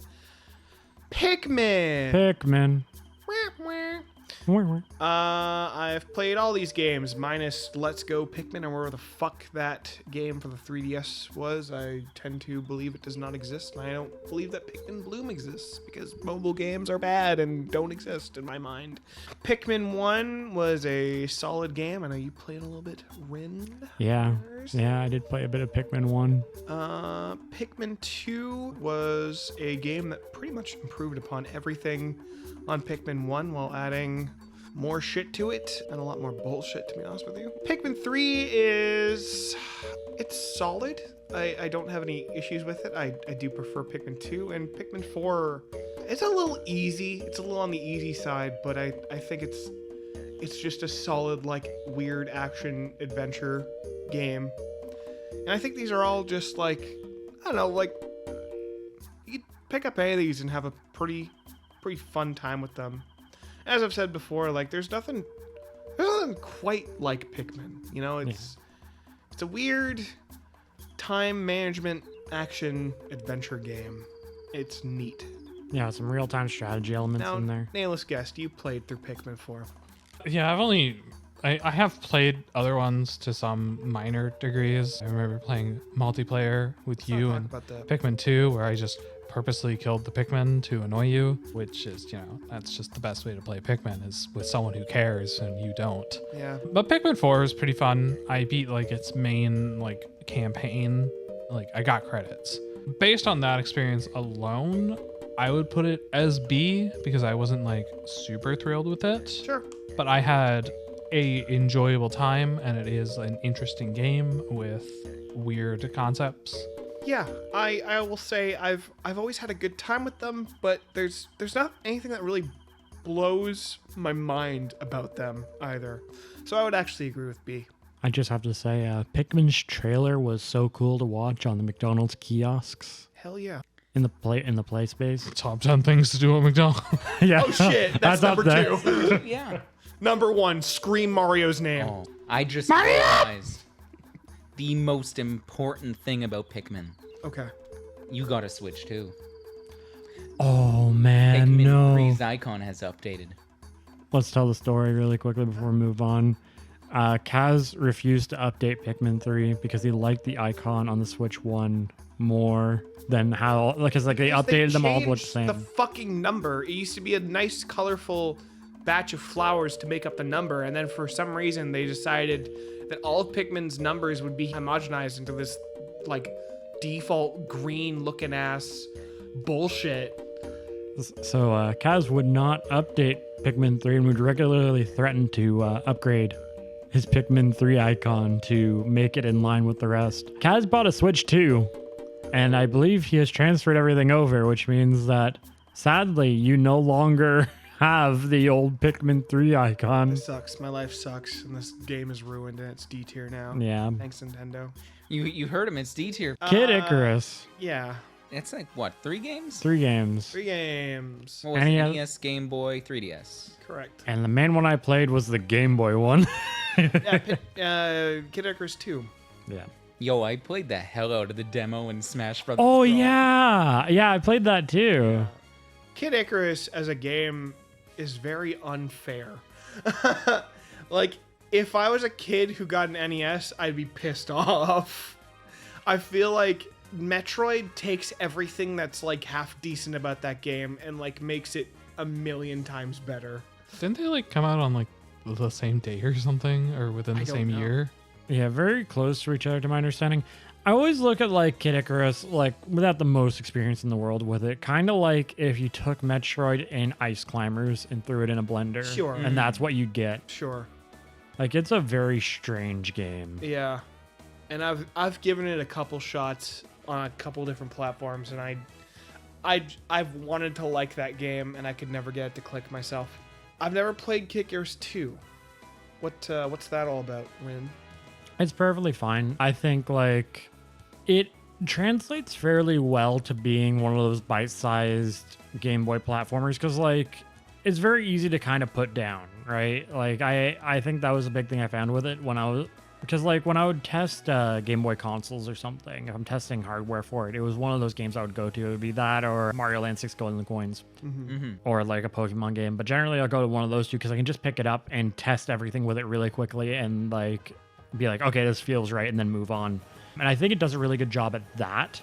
The question is it like a phenomenal game you should go out and play? Probably not. It's probably just good. I'd probably feel the same way about the original Kid Icarus. It's just, it's okay. Like, it's just good. Yeah. It's not like anything mind-blowing. Kid Icarus Uprising is fucking weird, but it's pretty cool. I liked it quite a bit. I think parts of that game weirdly scratched the Star Fox itch for me. It's got a very fun story with a lot of weird, like, twists and turns.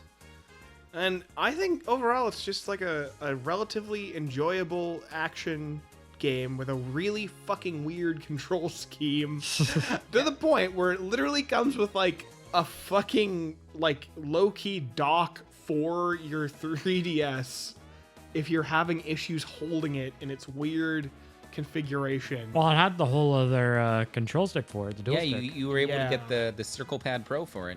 Yeah.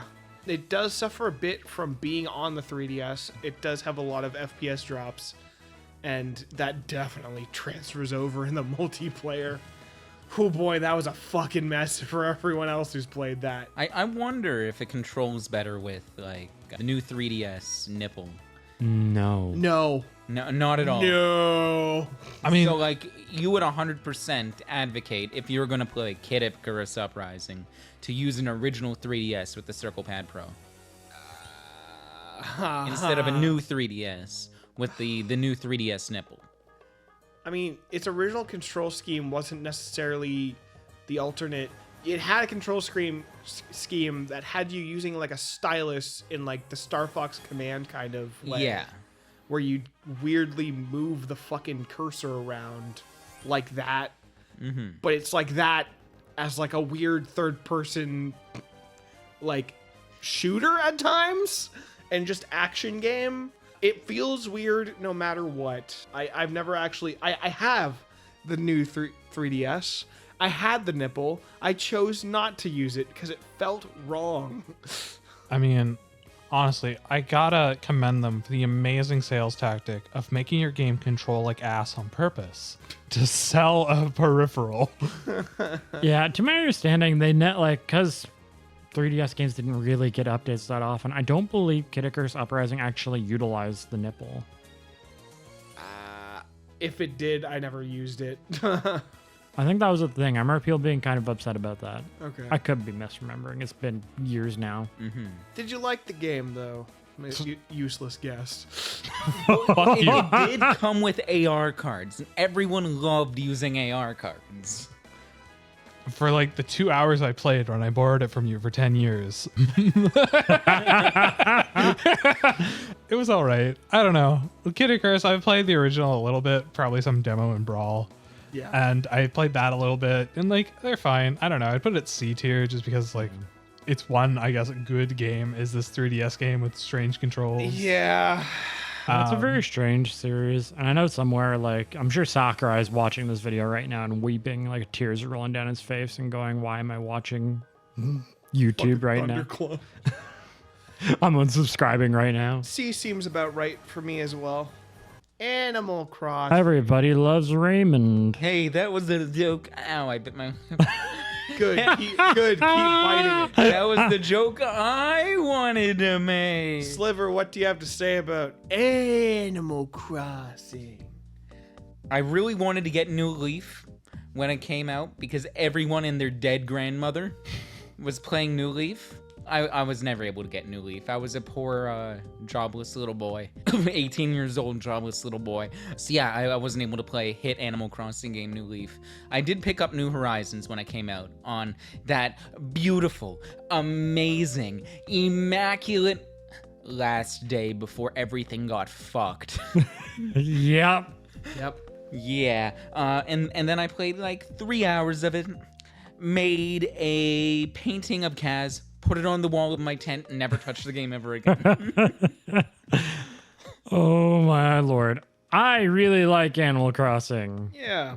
I've mainly played New Leaf and New Horizons, but I've always liked the experiences I've had with Animal Crossing been a lot of fun. I've always liked the different villager designs.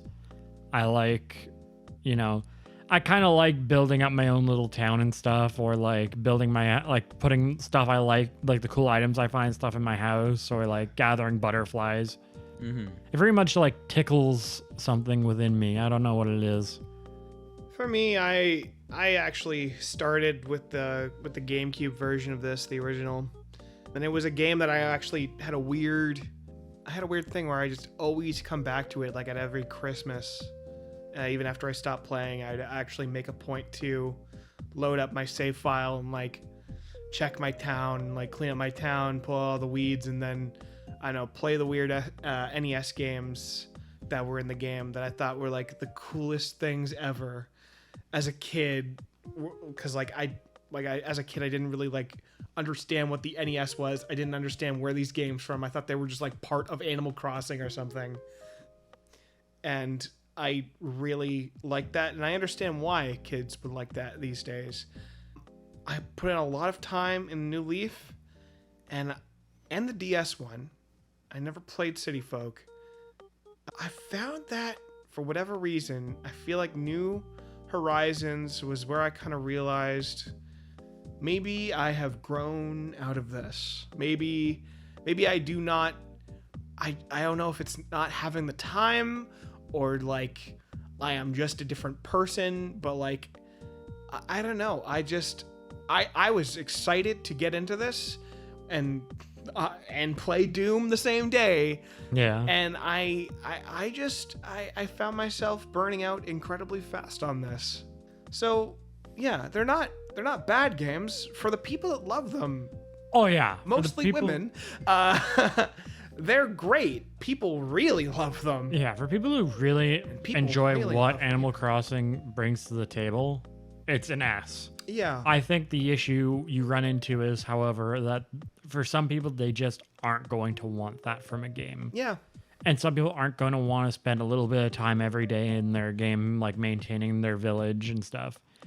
And I gotta ask the question for this series, like what does Animal Crossing bring to the table that something like Harvest Moon or like Stardew Valley or like a million other farming /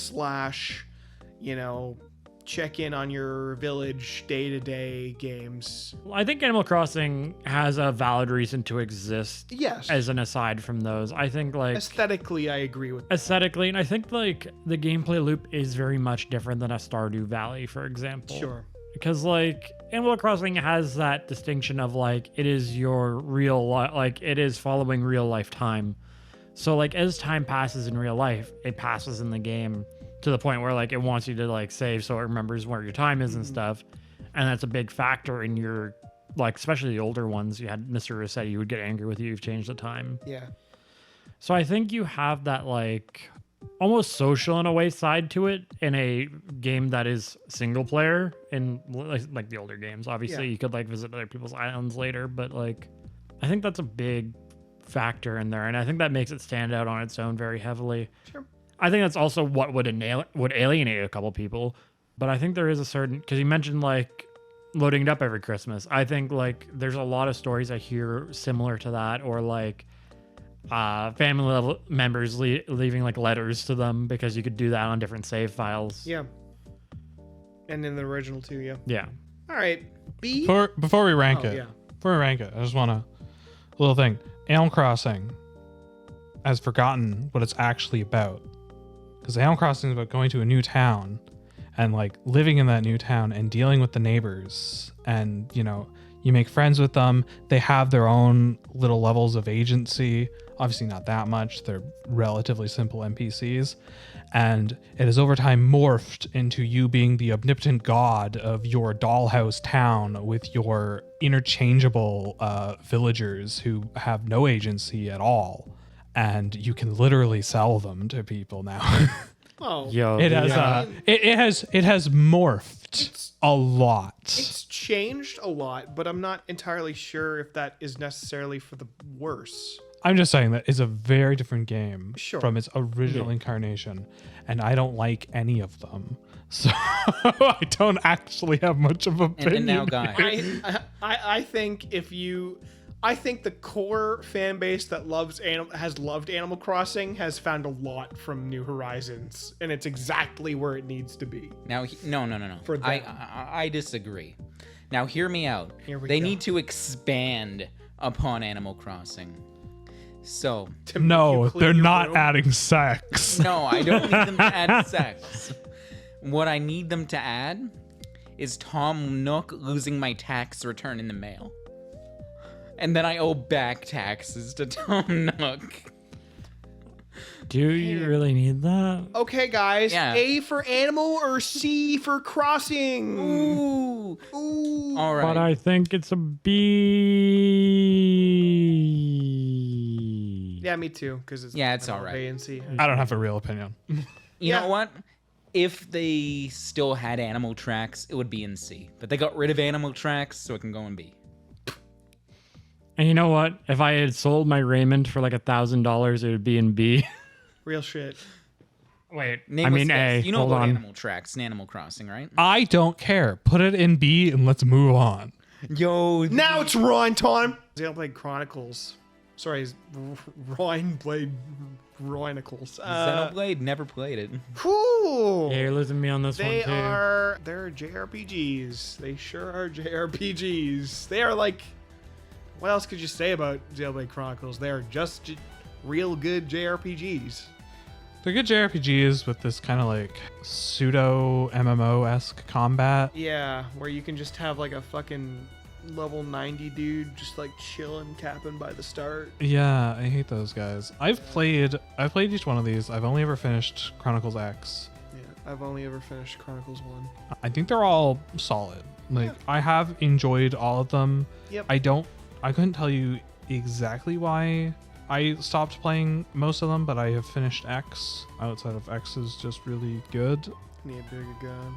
Honestly, I think my biggest issue with these games is that I find combat eventually starts taking too long.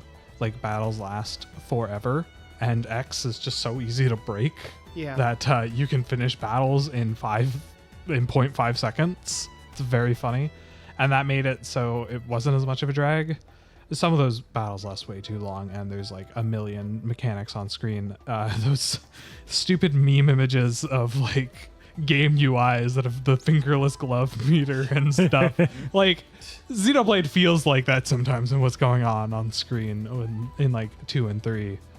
I think they're good games, but I personally don't. Yeah. Outside of X, I don't care too much for them. I'll say I agree. They're good games, but to me, they're okay. Like, I liked Xenoblade Chronicles 1, but its story, I don't know. It had twists and turns, but didn't really do anything that I was really like, wow, this is amazing. In like the way Final Fantasy, I've constantly seen with Final Fantasy. I feel B tier, and I feel like somebody would crucify us for that. But personally, it might be B tier. B for Blade. How do you feel? Some of the character designs I know are it top feels. notch. I know it feels like an A tier because everyone fucking sucks this series dick off like forever, and people love this fucking series. But I Yeah. feel like we just aren't that hot on it. So I think a lot of people do really love this series, and I can kind of see a lot of where it's coming from. Yes. To in some of the games, especially, and I do really love X. To the point in which I'll put it in A. One, just because our B tier is filling out like crazy, and two, because I think it's a very it's a more consistent series than a lot of the things that are in B. That's true. They haven't really missed. No, I don't think they really have. So I would put it an A. Okay. Yeah, I'll say Sin and Punishment, baby. Wow. Why I mean, me? Why? I We guess got more than one game. There in the are franchise. 2 of them. End of statement. I've never played Sin and Punishment. It's fucking sick. I always forget Sin and Punishment exists. It's I don't know. All right, It's an on rails arcade shooter with like weird melee shit. I had a really fun night playing it with the Nameless Guest when we were kids. Yeah. And it was a really fun 4 hours of gameplay, 5 hours. It was a really Yeah, short game. it's ultra short. But it was cool.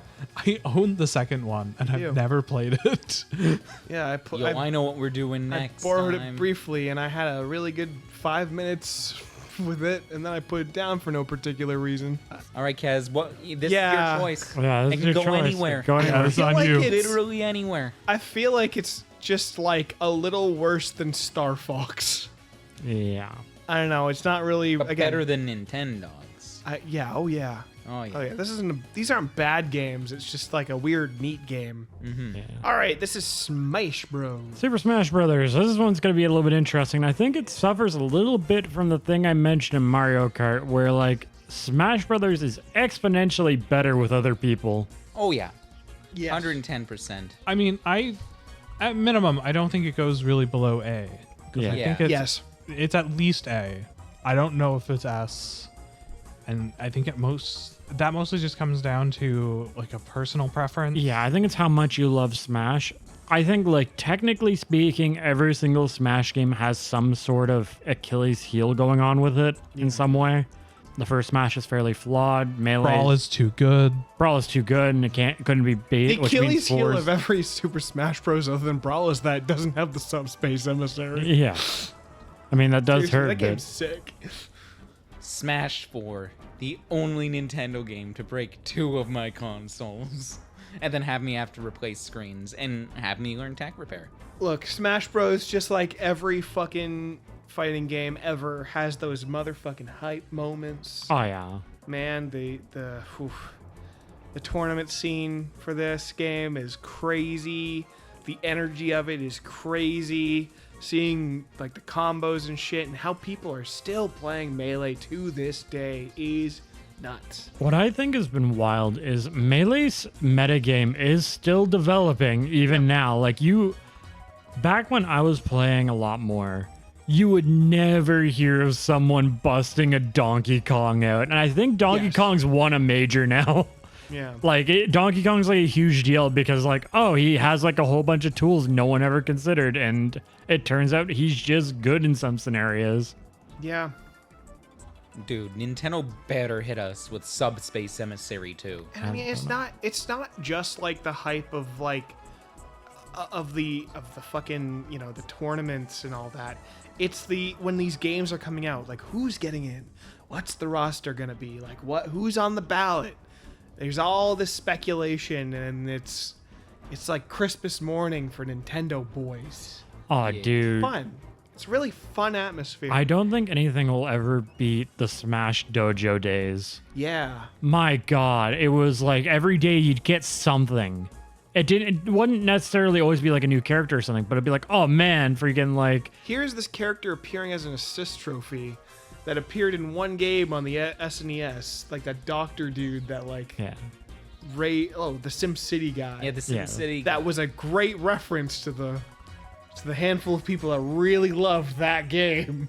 And I gotta say, that day that they announced that Beam Sword was returning, I'll never forget it. I mean, yeah. Dude, people going bananas when Sonic and Snake got announced. Oh yeah. Oh yeah. The freaking trailers and stuff were amazing. The freaking like, and like if you didn't want spoilers, the dojo would like hide it. You'd have to like actively like open the thing. Look, you guys say at least A tier. I love this franchise, and for me it's S. I can do S. Yeah, I think like some other people might put it lower because like I think it's tied very much to the fact we have so many memories playing these games. Sure. Because like I think there's in a single entry in this series we don't have some kind of like fun, ridiculous memory of. Mm-hmm. So I think that definitely puts it to S for us as a group. And yeah, it's memories, but like, just the way so many of these games have like somehow, like, stood the test of time in like the gaming cultural zeitgeist. How Yeah. people are still finding shit to do with Melee. How Brawl is somehow still relevant with stuff like Project M and stuff like Yeah. that.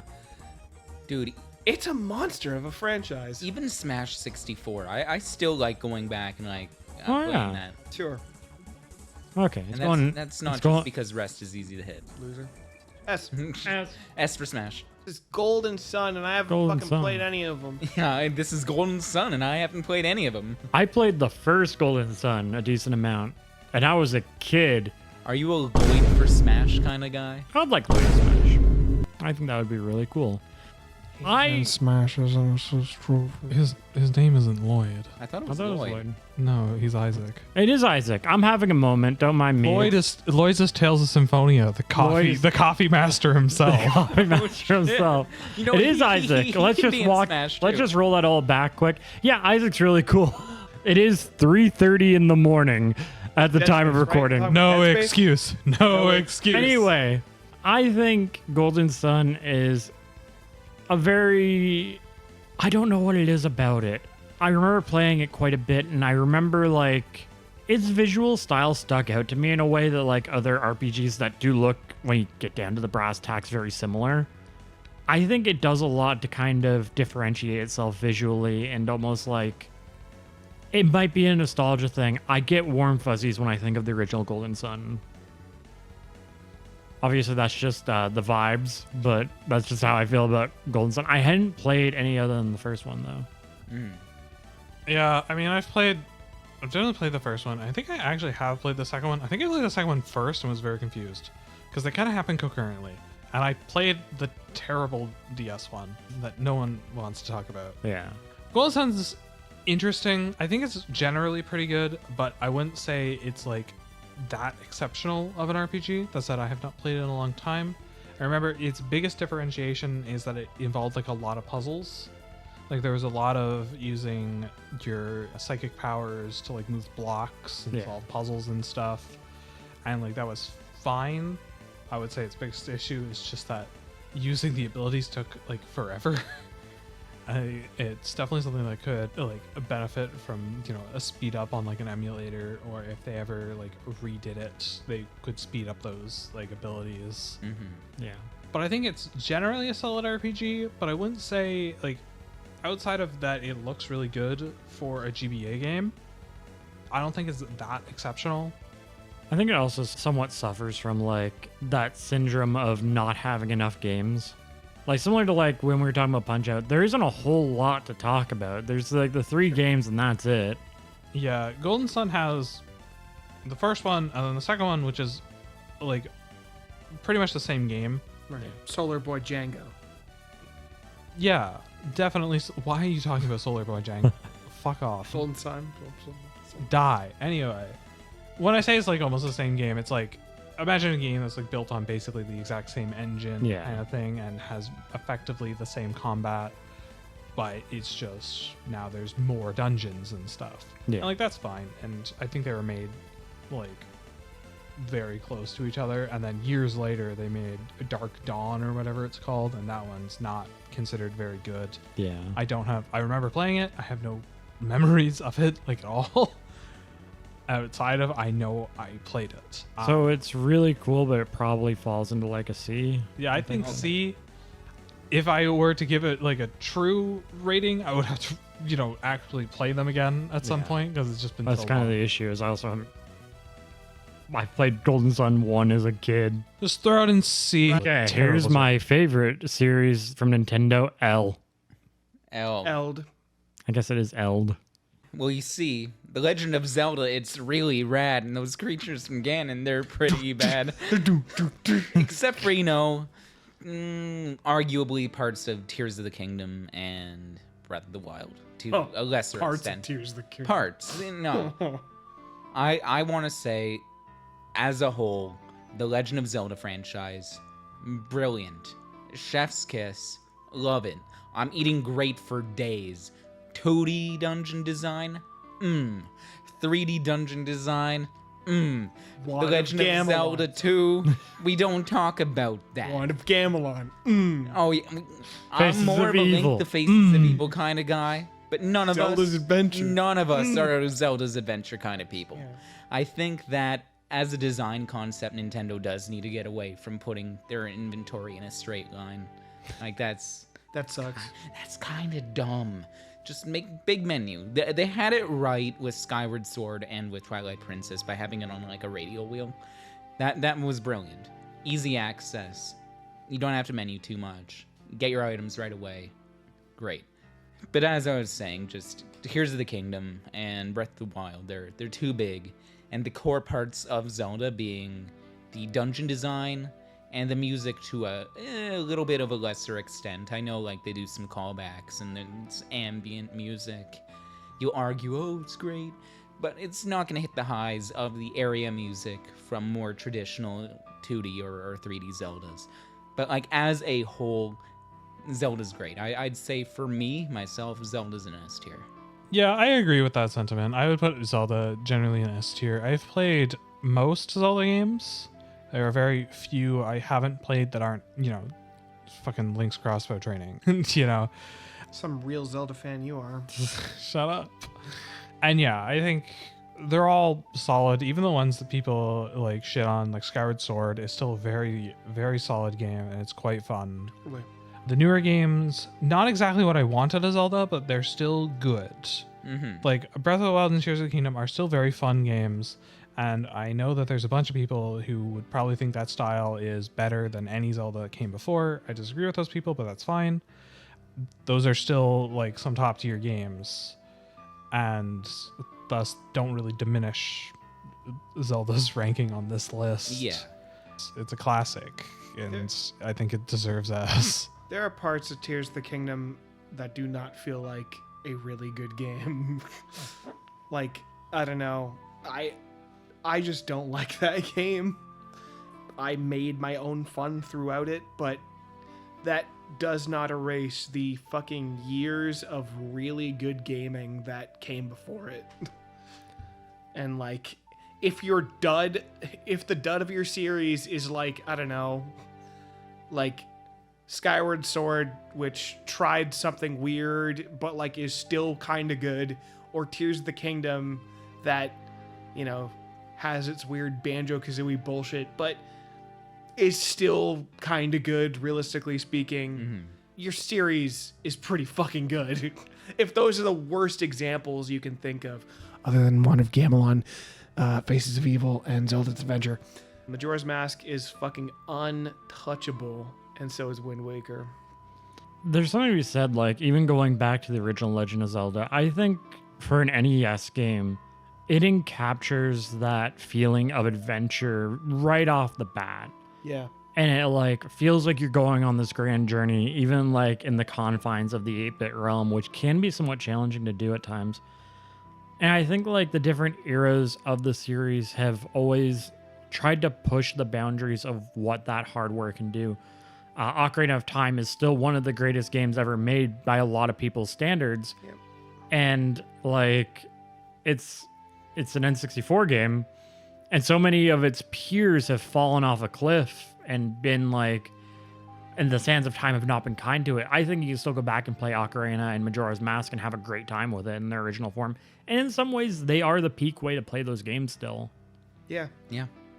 Oh, 100% if you're including the 3DS remake. Yeah. And plus, just that N64 aesthetic, like, there is just something to be said about the blockiness of all those characters and the textures and how that adds to the feeling of the world rather than updated graphics of the 3DS. And you also have to imagine, like, if you're, well, we don't really have to imagine, this is when we're growing up, like when we're kids, like seeing The Legend of Zelda Ocarina of Time for the first time, it felt like, it's kind of silly to say in hindsight, but like games like that felt like, oh man, so realistic looking. Like I've never seen anything that looks this real before. Obviously, like with the power of hindsight, it's blocky and whatever, but like there is something there. S tier, baby. Yeah, S here, for hold this Skyward out. Sword. Honestly, like I'm gonna put this on the record now as notorious Ocarina of Time fanboy. I think I finally see the brilliance in Majora's Mask, Welcome and to the think it's a club, better pal. game than Oot. Welcome to the club, pal. That took a while. I love the dungeons in Oot more, but like the world of Majora's Mask and the way everything fits together is Yeah. it's It's like putting a puzzle together. It's amazing. Yeah. And you know what? I gotta say, Zelda 1 and how a lot of that game is just burning random trees. yeah. Yeah. Nowadays, with climate change, it is so much easier to just go out to your local woods and burn burn a trees random down. Oh yeah, great. Just to see if there's anything interesting. I recommend you do it. Yeah. Thunder Club approved message. Go burn some trees. Don't. Okay, so guys, hear me out.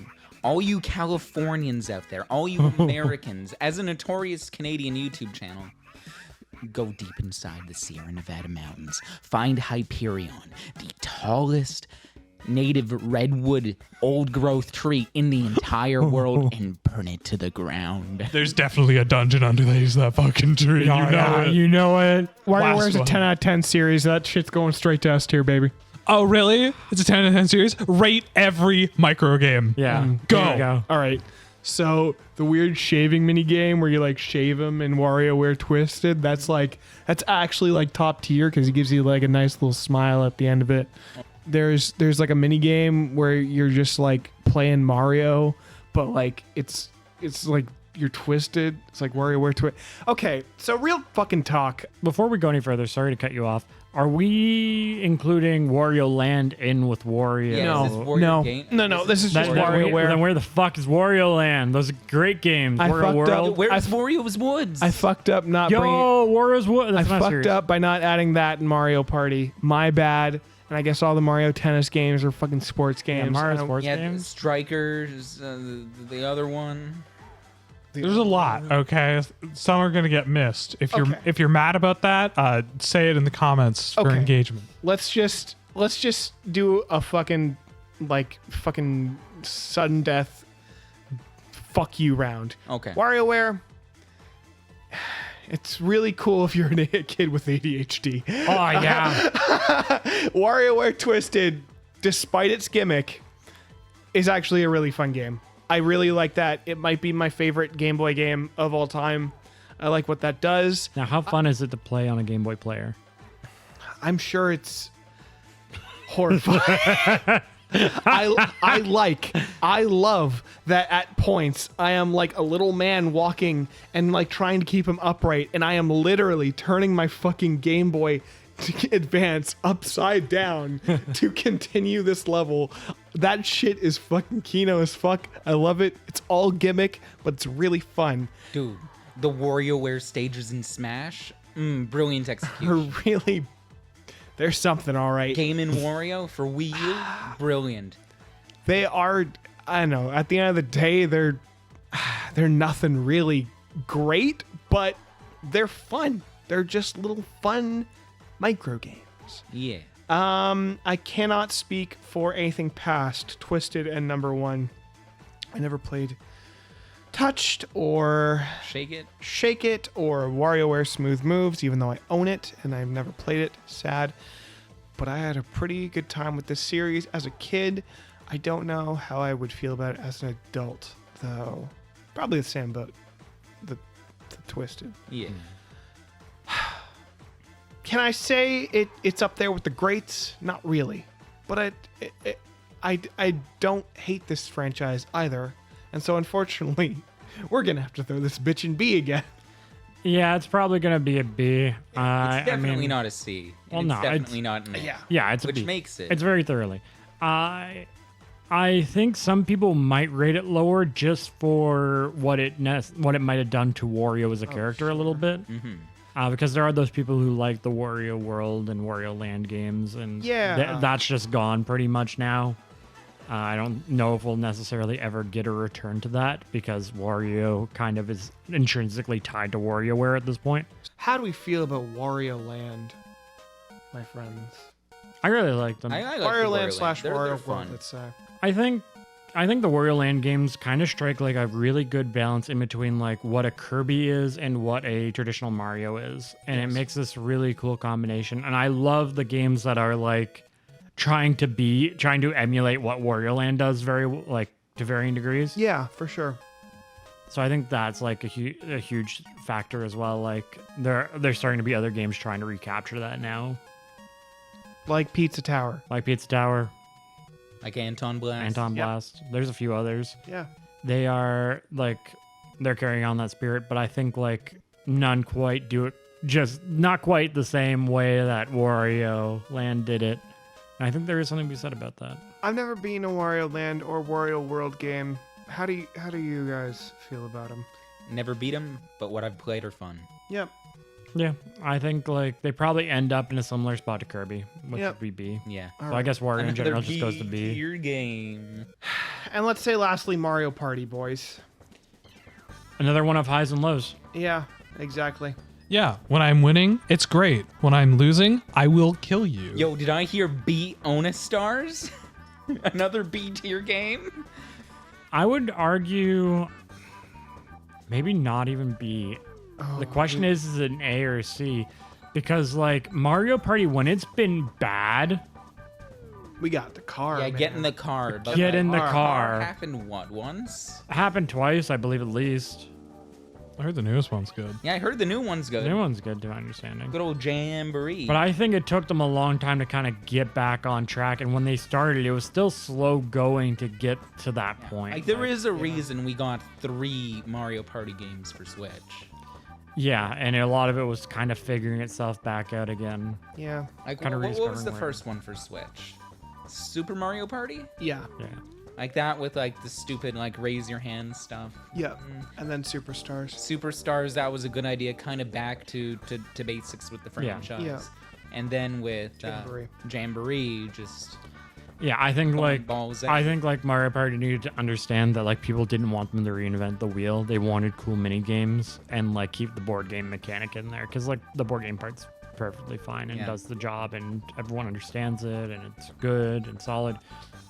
I think it ends up being And yeah, God help anyone playing this game single player. oh god, yeah. yeah, no, it's a party game. It's, party game. Mario Party. Yeah. Not Mario plays alone in his basement. I mean, they tried with like the original Mario Party. There were like game modes, like the single player like campaign where you had to go around the maps and stuff. Yeah.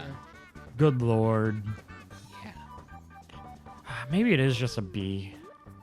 It's not as bad as C. Yeah, I'm not honestly. high on it. I'm not low on it. We always have a Split good it in time. half, put it in A and C. Oh yeah. Ah, there you go. The good ones. A here, for the bad- like 2, 3, I don't know, Superstars.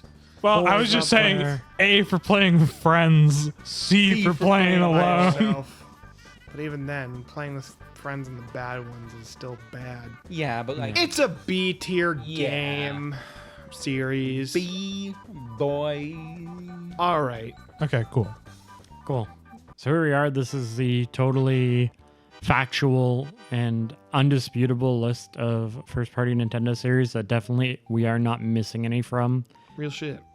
If you have any opinions that are wrong, you can let us know in the comments.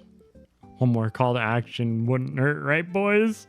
I swear to God, Oh, if if anyone, there is anything missing, please If feel anyone- free to let us know. if anyone bitches that I didn't put on like Codename Steam or some shit, I don't care. I forgot the I game. always check the comments, so if you say yours, there's like a 99.56 chance that I'll see it, and then I'll tell you where it ranks on my Sliv's personal rating. It might be bad, so you better just not be- bring up just be prepared for Codename that. Steam. Yeah, as long as it's not Codename Steam. We'll just get violently upset if we see a single code named Steam. That game makes me angry. There's no reason. There isn't like I've never played it. I just Only I'm thing I remember about Codename Steam is it came out same day as the Jigglypuff amiibo, and I had to go to Walmart to pick it up. okay. We're losing the plot here. Actually, wait. Funny Codename Steam thing. GameStop had one day, like the week after its release, where they fucked up the price. And it was like supposed to be like $46, and they put it as $4.67. And at that point, I picked up Codename Steam and never fucking played it. So what we're saying is Codename Steam is S tier. Yeah. Oh, absolutely. S for Put that Steam. shit in. Let's send off the fucking video, boys. Like Skibbity Scribe, and see you later, boys.